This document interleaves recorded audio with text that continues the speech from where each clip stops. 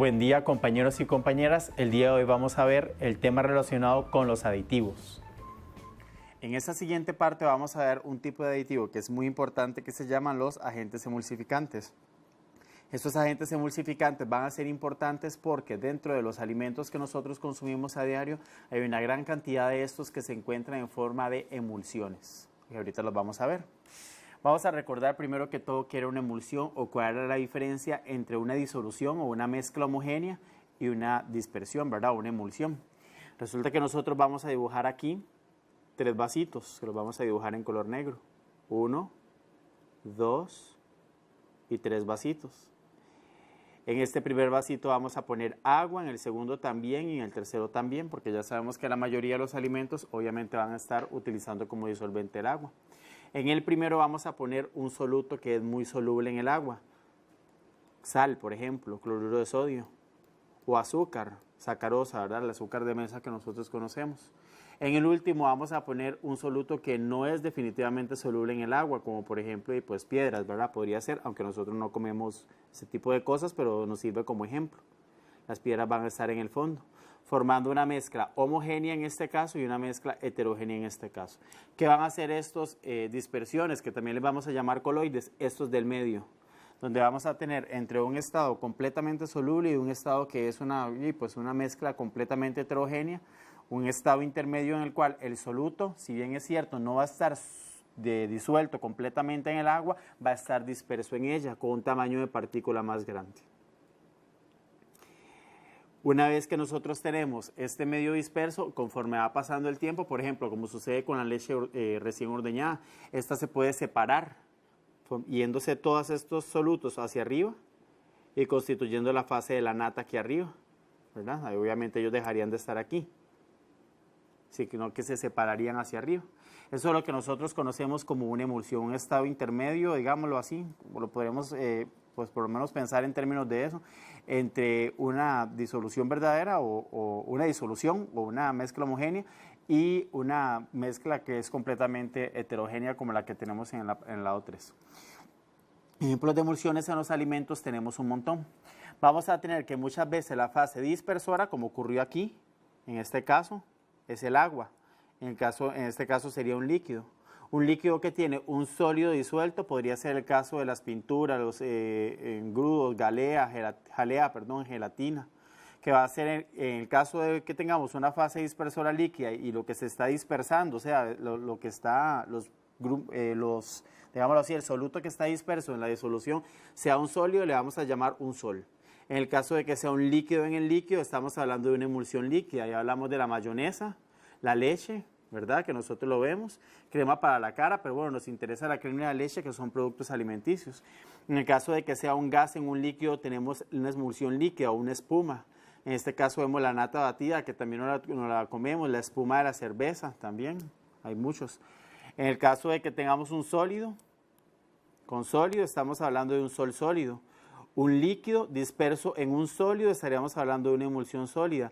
Un gas disuelto en un sólido, estaríamos hablando de una espuma sólida. Dentro de estos entra el queso, la mantequilla, entre otros, ¿verdad? Bueno, aquí otros que aparecen no son precisamente alimentos, pero aquí tenemos 2 ejemplos de alimentos. Vean que ya llevamos la mayonesa, la leche, la nata, la espuma de la cerveza, el queso, la mantequilla. Ahí podríamos meter también lo que son todos los aderezos, podríamos meter un montón de alimentos más, los helados inclusive, que están constituidos precisamente por dispersiones, ¿verdad? O ese estado intermedio que nosotros vemos. En el caso que tenemos una fase dispersora gas, un sólido en el gas, estaríamos hablando, bueno, del humo y ese tipo de cosas. El líquido en gas, estaríamos hablando de aerosoles. Y vean que no aparece gas en gas, porque recuerden ustedes que los gases siempre son solubles en gases, ¿verdad? Entonces ahí no podríamos tener un tipo de emulsión gas en gas, porque pues digámoslo así, desde el punto de vista de la solubilidad sería imposible. Entonces veamos la importancia que tiene el utilizar un agente emulsificante para que nosotros podamos crear una emulsión. Aquí viene lo más importante, cómo funciona un agente emulsificante, que lo vamos a explicar aquí arriba. Ese agente emulsificante funciona de la siguiente forma. Vamos a tener, por ejemplo, grasa y de este lado vamos a tener agua.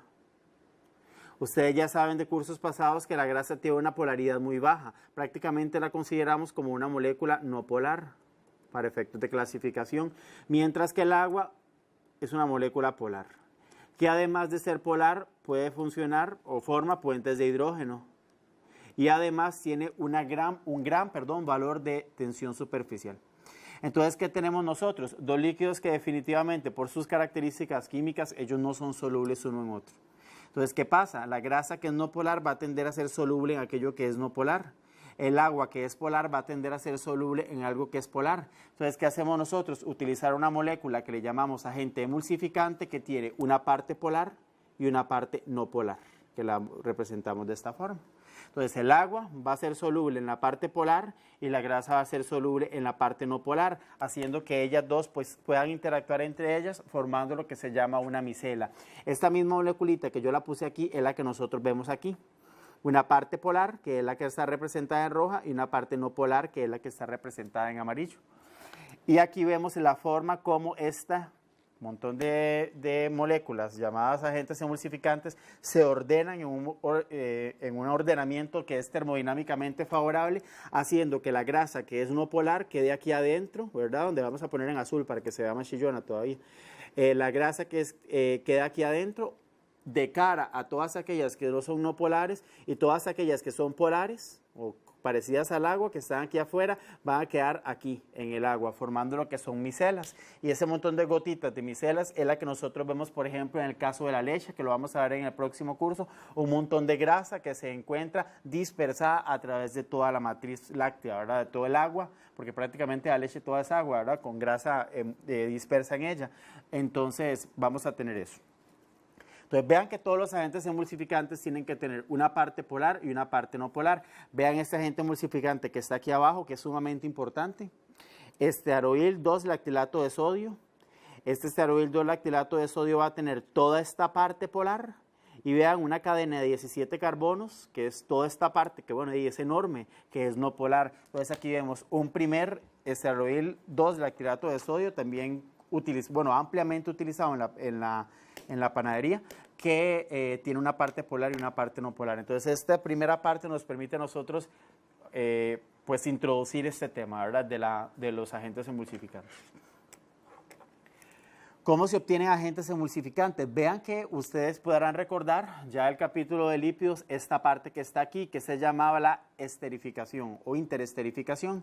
Vean que una molécula de glicerol nosotros podemos tomarla junto con un montón de ácidos grasos como un triacilglicérido, que nosotros lo podemos romper para después reordenarlo. Pero si nosotros utilizamos o aprovechamos esto que está aquí, este proceso de interesterificación, y lo que hacemos es romper selectivamente hasta el punto de que nosotros rompemos, pero por ejemplo desde el principio, en vez de romper todas, quitamos solamente una, esta, o a esta otra, en vez de romper esta, quitamos esta.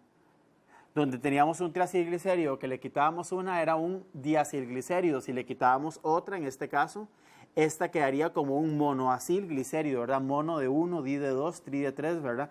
Entonces agarrábamos un triacilglicérido, lo podríamos convertir en un di o un monoacilglicérido, que nos quedaría entonces, en este caso, de aquí, con una gran parte aquí en rojo, que sería no polar, y una gran parte aquí en negro, que sería de naturaleza muy polar. Entonces, ¿qué tendríamos ahí? Un agente emulsificante. Entonces, a partir de todas las grasas que nosotros, tipo triacilglicérido, que nosotros podamos imaginarnos, podemos obtener este tipo, ¿verdad?, de agentes emulsificantes.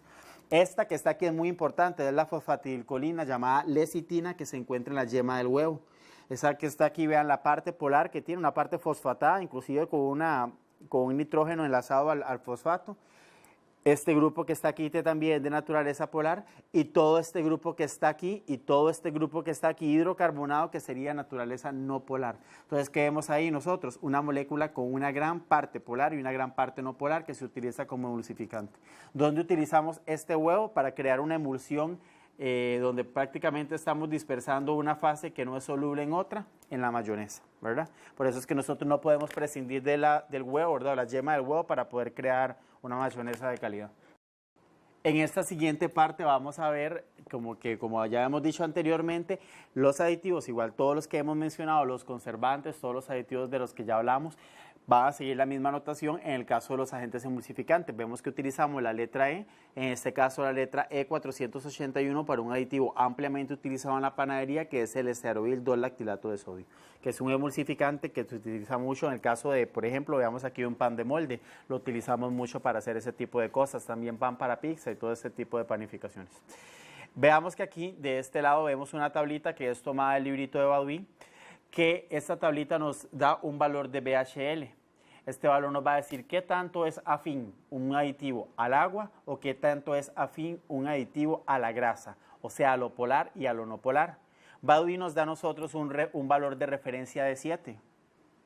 Ese valor de referencia de 7 nos dice que para abajo de 7 hay gran afinidad de estos emulsificantes por la fase grasa, y de 7 hacia arriba hay gran afinidad por la fase agua. Entonces, estos de aquí arriba, digamos de 8, bueno, que sería un valor bastante límite, pero hacia adelante, todos estos que vemos aquí, estos valores que están aquí nos permiten decir a nosotros que este tipo de agentes emulsificantes se pueden aprovechar bastante para hacer dispersiones en los cuales la fase en la cual se está dispersando, la fase dispersante es el agua. Recordemos que siempre hay dos fases, la dispersa y la dispersante, que en el caso, por ejemplo, de una mayonesa donde, o digamos del caso de la leche, que es un buen ejemplo, donde la grasa es la que está dispersa en el agua, vamos a decir que eso es una emulsión aceite o grasa en agua. Entonces, pues decimos primero la dispersa en la dispersante, o sea, aceite en agua. En el caso, por ejemplo, de las margarinas, que es el agua la que está dispersa en la grasa, vamos a decir una emulsión agua en grasa, ¿verdad? Siempre utilizamos esa notación. También junto con los agentes emulsificantes, vale la pena mencionar, se utiliza mucho gomas, pectinas, celulosa modificada, todo este tipo de productos que, bueno, en el caso de estos, tanto las gomas pectinas como las celulosas modificadas, estamos hablando de carbohidratos o polisacáridos que obviamente no son, entran dentro del organismo simplemente como fibra, ¿verdad? Entonces, en este caso, este tipo de sustancias las adicionamos a los alimentos con el objetivo de modificar ciertas propiedades como es la viscosidad, ¿verdad? Que eso sí vale es importante que ustedes lo revisen. Y aquí tenemos algunos tipos de emulsiones, la mantequilla, ¿verdad? En este caso estaríamos hablando de la margarina, en este caso estaríamos hablando de los helados, estas cosas que se le ponen a las ensaladas que se llaman los aderezos y a otras cosas también. Los embutidos, que dentro de los embutidos muchas veces también para solubilizar recurrimos al uso de la sal para solubilizar las proteínas dentro de lo que es el embutido. La mayonesa, ahí podríamos poner un montón de emulsiones más, como por ejemplo sería la emulsión que nosotros creamos al momento de hacer un queque, ¿verdad? O un pastel con la clara de huevo cuando la llevamos a formar una espuma. Que obviamente es inestable y obviamente va a empezar a ser estable al momento que simplemente que nosotros empecemos a cocinarla, y pues muchos otros más que nosotros vamos a ver como agentes emulsificantes. Posteriormente vamos a ver los polioles. Estos polioles corresponden a azúcares. Veamos como en este caso aquí tenemos la glucosa, que a través de un proceso de hidrogenación, esta glucosa nosotros la logramos reducir a un grupo alcohol, que en este caso lo vamos a ver, vamos a subrayarlo en color azul para que nos quede más bonito. Es un grupo alcohol, ¿verdad? Que sería ese alcohol que está ahí.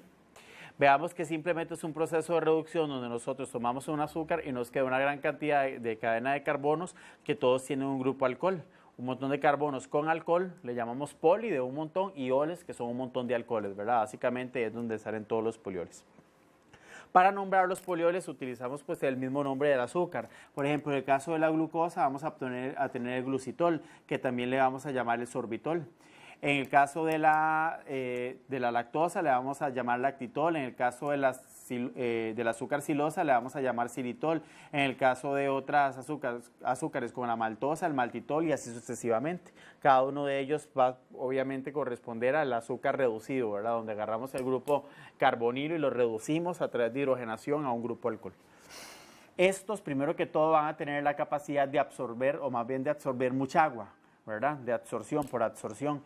Estos obviamente al tener grandes cantidades de OH van a formar pues una cantidad importante de puentes de hidrógeno, en el cual donde nosotros venimos y absorbemos tanta agua, logramos disminuir la actividad de agua de los alimentos, lo que llamamos el AW. Por ejemplo, veamos en este caso de esta gráfica aquí la sacarosa, el azúcar común de mesa. Conforme aumentamos la temperatura, los gramos por cada 100 mililitros de agua que nosotros logramos solubilizar de sacarosa es esto. Pero veamos en el caso del xilitol, veamos cómo al aumentar la temperatura nosotros subimos de una forma bastante grande o de una forma bastante importante la solubilidad. Veamos en el caso del sorbitol. Vamos a ponerlas inclusive en azul para que se vean todavía más diferentes al anterior. Entonces veamos cómo nosotros, jugando con la temperatura, logramos absorber cualquier cantidad de agua dentro de los alimentos. Eso obviamente va a disminuir el agua libre y nos va a ayudar a nosotros a utilizar los polioles como agentes preservantes que quitan el agua del medio. Esos tienen sabores dulces, bastante dulces, se utilizan en cantidades menores, entonces muchas veces se utilizan en ciertas tabletas masticables y otros tipos de dulces, ¿verdad? Que lo que no queremos es que tengan grandes cantidades de azúcares, entonces son ampliamente utilizados ahí. Esperamos que todos esos contenidos vistos sobre aditivos sean de su provecho y que ustedes los puedan seguir utilizando y profundizando aún más.